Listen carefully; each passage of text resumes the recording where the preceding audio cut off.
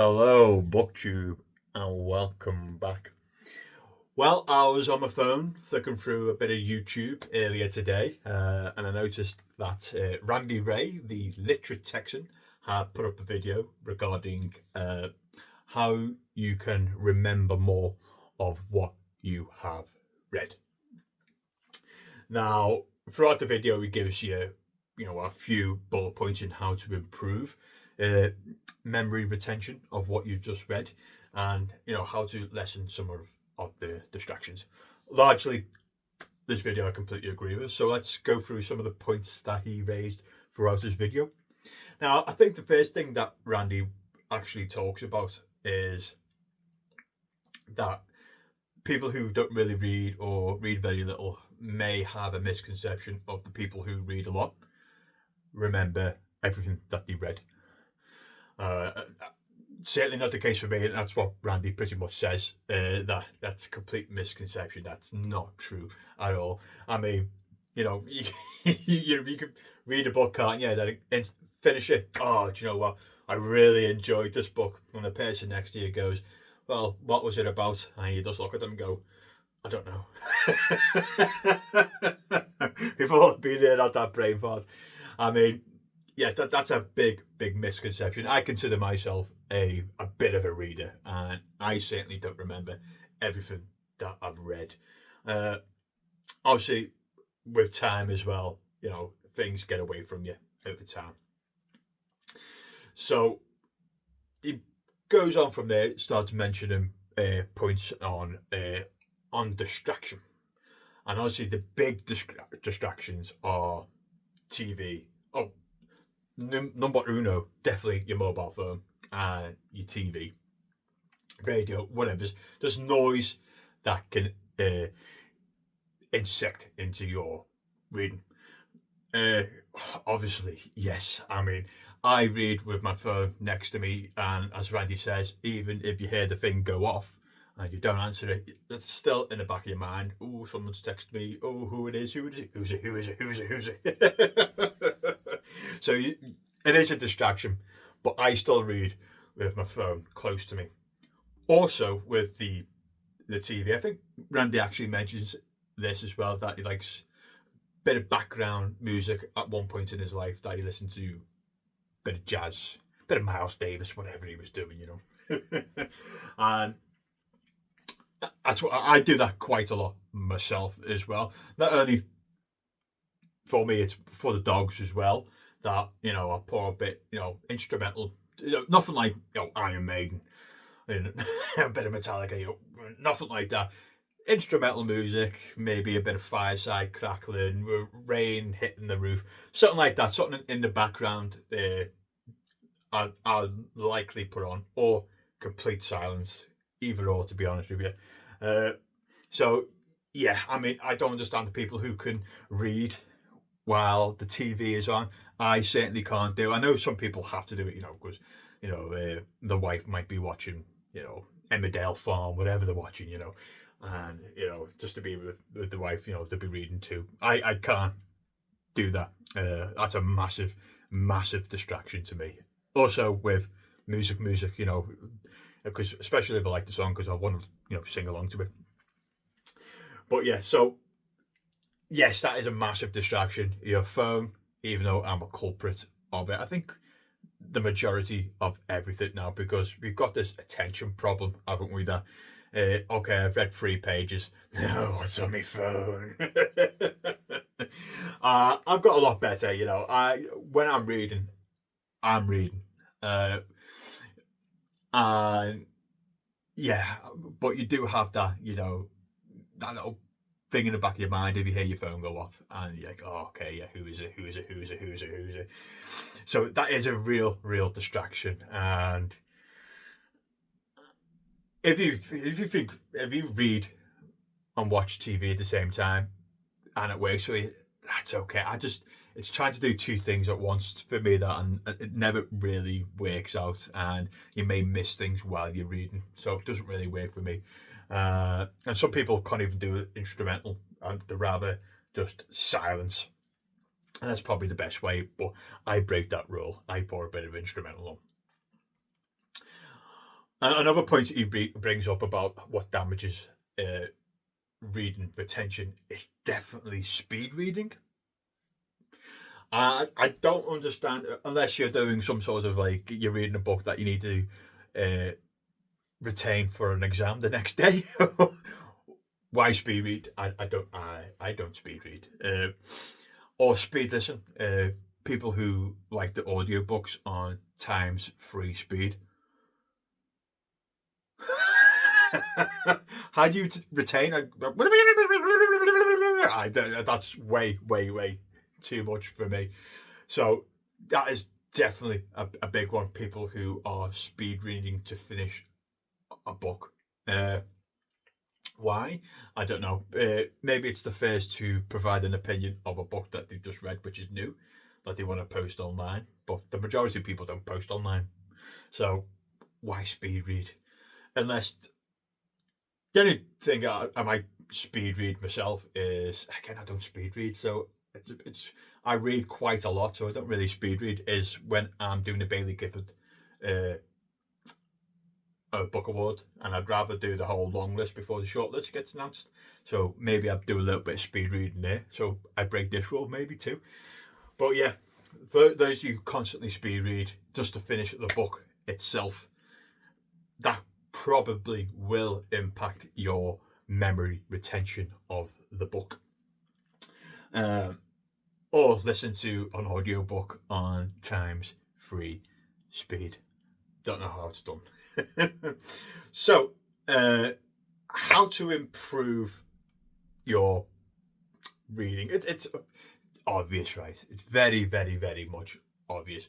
I mean, Randy brings up that have a greater emotional involvement in your book, which is so take it in a lot more. I guess what's really getting to, and be with the characters in the book. I know that sounds like new age and hippie, but trying to massively involve yourself in the book rather than having those distractions that could be going on around you. Now, one of the bad things also that is a lot of people don't take the time to reflect on the book. That once I've finished a book, I don't automatically start another book. I usually finish the book and then that's it for the day. I have a bit of a reflection. Now, was the book good? Why? Was the book shite? Why? And it's those books down the middle as well, where they're a bit hard. The meh books where like memory retention would probably hurt because you found it boring or whatnot. Yeah, so I have a bit of a reflection time after the book. I don't just jump automatically into the next book. And when something important happens within the book or something that is an information download in a non-fiction book, I take time to reflect on what's just been said in that book rather than just moving on to the next page. So definitely take your time to know the book, again, new age, better than just flicking through to read it as fast as you can. Because I think Goodreads is also makes this a problem as well, because they have the book thing, don't they? Your book goal, read 100 books in 1 year, and people, I need to make that mark. I need to speed read now. Why? You don't need to. Enjoy your books. Now, Randy also talks about people who notate in the books. I've never notated a book, but I know a lot of people like strongly against writing in any books. I don't mind. I think sometimes it could work and be quite funny. I read not so long ago a book about Genghis Khan. I think I've still got it. And the Making of the Modern World by, I think it was Jack Weatherford, I think. But all throughout the book, the book is about Genghis Khan and maybe his bloodlust and his conquering. It wasn't all a bad thing. It talks about the rise of economies and trade and all kinds of stuff like that. But throughout the book, the person who owned it before me had written notes all the way through the margins, so at the top of the page, completely disagreeing with the person, or some random notes on what it needs to go shopping for. But reading those notes with that book now, my memory of that book is very, very strong because someone notated it, so it makes it more personable than just an average non-fiction book. So even though I've not read that book, I think I read it. It was during the pandemic, so 2020. We're not there yet, are we? In 2020. In 2020, that book, that Genghis Khan book, is strongly in my head because of the notations throughout the book. Again, I don't do them myself, but I'm not against it. But it certainly does work. It does rejog your memory. It does make you think about what you're reading, especially when you start notating on your own opinion. And that leads on to the best way to retain is also to teach a book. I've never done this, but excellent. I mean, to be able to teach a book, you've got to know the book, really, haven't you? So your memory retention of the book, and you probably have to make notes. So indexing and notation throughout the book, your memory of that will be a lot greater than just a simple read. Randy also makes the point also that he likes to make notes after he just read a book. I don't do this, and I'm a little bit against it too. This wouldn't work for me at all. To me, that's turning a hobby of mine that I like and turn it into more work. I'm not against, and it probably does work for memory retention, but for me, I would never, ever. Let's say I just finished 100 pages, I wouldn't then go and write down what I've just read. It just doesn't work for me. It will completely put me off reading a book if I had to do a bit of schoolwork after it. But kudos for those of you who can do it. So, what is my best thing for memory retention? Again, Randy mentions this in his video, so I can't really add anything to it. But I am a huge rereader. I love rereading. I mean, Discworld. I think if some of you saw my bookshelf tour when I was talking about Discworld, I read all these books multiple times, and I can chat off the cuff about any of them because I've read them a lot.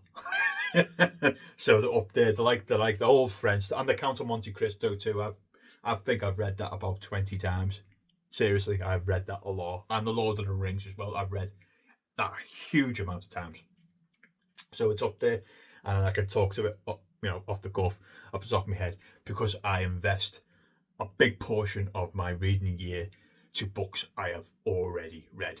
Now, people say to you, why would I reread a book? I'm like, okay, yeah, would you ever watch a film more than once? Would you ever listen to an album more than once? Would you watch a TV series more than once? The only difference there is a book is a greater investment in time. That's it. But if you love the book, why not give it another whirl? Because you could have different opinions of a book. I mean, way back when I was a teenager, I didn't mind the Da Vinci Code. Dan Brown's Da Vinci Code worked for me. But now I've read it 3 times. I'm like, no, actually, no, this is not that good. The Da Vinci Code is not that good. And I've, again, with books I don't like, I've read them multiple times. A prime example of that is Battlefield Earth. I think I've mentioned it here previously in the past. Don't mind some science fiction, but that is just ridiculous. Johnny Goodboy Tyler, whatever it is, it's an awful book. awful book. Yeah. So even books I like, books I'm indifferent in, non-fiction books I like to do. Again, non-fiction books. Well, I'm speaking about it when let's say, a new overarching look at the Vietnam War. It's going to come out a new book about, 20 years about the Vietnam War, whatever it will be. I like to go back and I'll read, let's say Ken Burns or Max Hastings' overview of the Vietnam War, and get their opinions and, their arguments in my head. And then I'll go to this new book and compare and contrast. And that will probably retain a lot of what you've read as well, because you remember different arguments, especially from previous books. So yeah, rereading is your pal, and I think everyone should give rereading a chance.